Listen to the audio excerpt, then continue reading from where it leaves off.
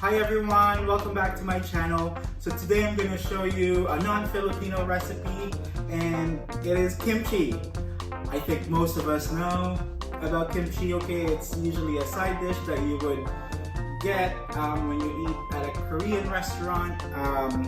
So the cabbage that you would normally use for kimchi is Napa, and Napa looks like this. What you want to do with Napa is cut it in half, rinse it really well just to make sure that there's no dirt or any insects stuck in it. Drain it really well and salt the heck out of it. Salt every single leaf, okay, as much as you can. One thing that you want to make sure is that the Napas are nice and soft at the end. So how to know that the Napa is done is by doing the snap test, okay? So this is the fresh Napa.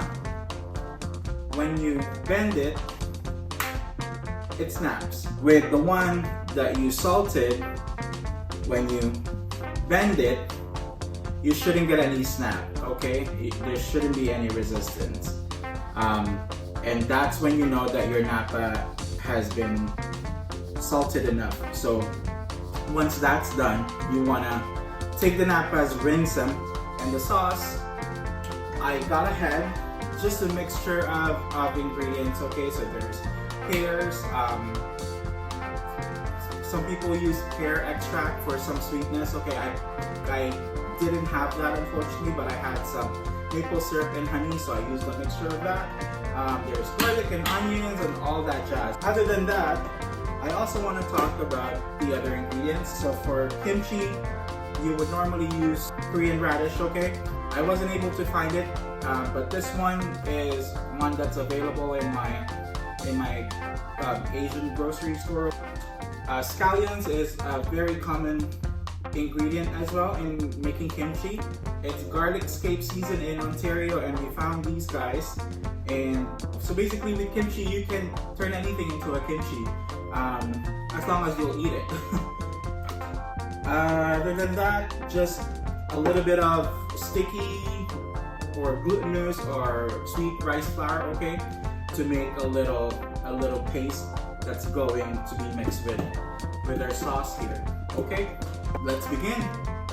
For the radish, I am just peeling it just to make sure that there's no dry layers that's getting into my kimchi.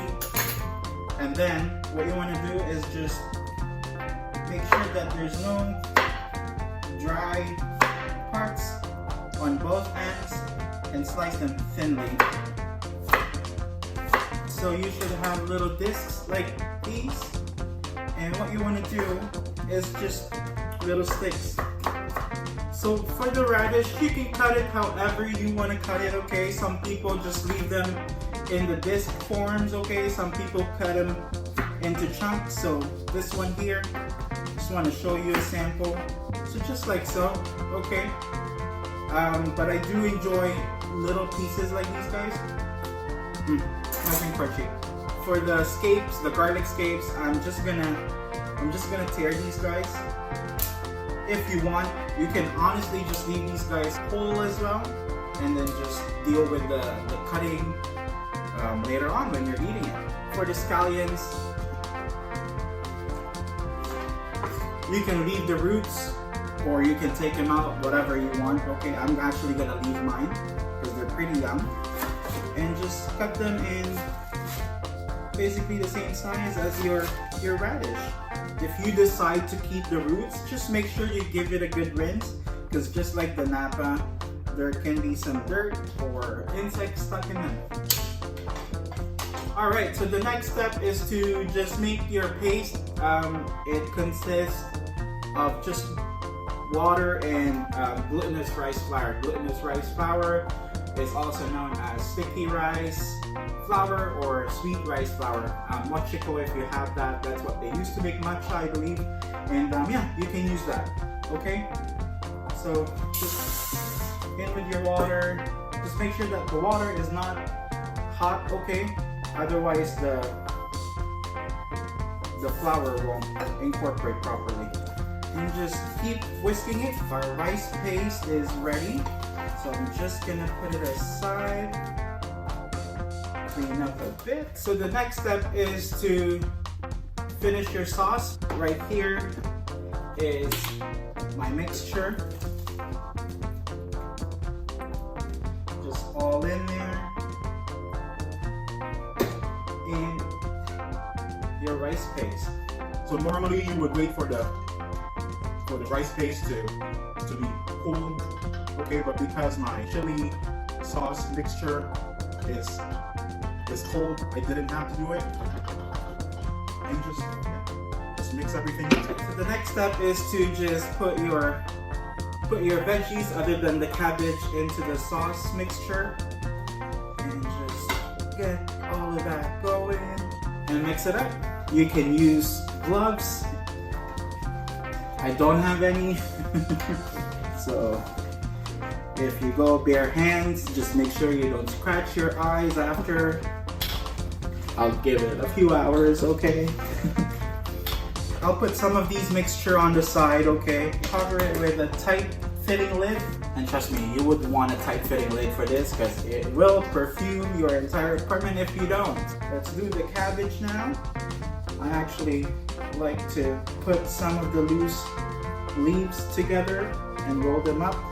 So this is gonna be messy unless you're a Korean grandma expert, okay? It's inevitable you'll have splashes on the side that you won't even notice until you finish everything. I'll just roll them up. These are the loose pieces, okay? And just chuck them in. And just repeat the process until you finish everything. I'm just gonna wash my hands, I'll clean up the surface, and we'll be right back. Alright guys, so that concludes our today's video. Nice and easy, as you can see. There's just a bit of prep involved, okay? So with storing kimchi, you want to make sure it's a tight fit lid that you cover it with, and make sure that you leave a bit of space, because as this ferments, it releases some gas, okay, and that will require some space. Otherwise, your mixture, if you fill it up to the top, will overflow. Same with these. Alright, and yeah, if you have any concerns or questions about the video, let me know in the comments down below. I just want to say thank you for watching, and like always, happy cooking and stay safe. Bye!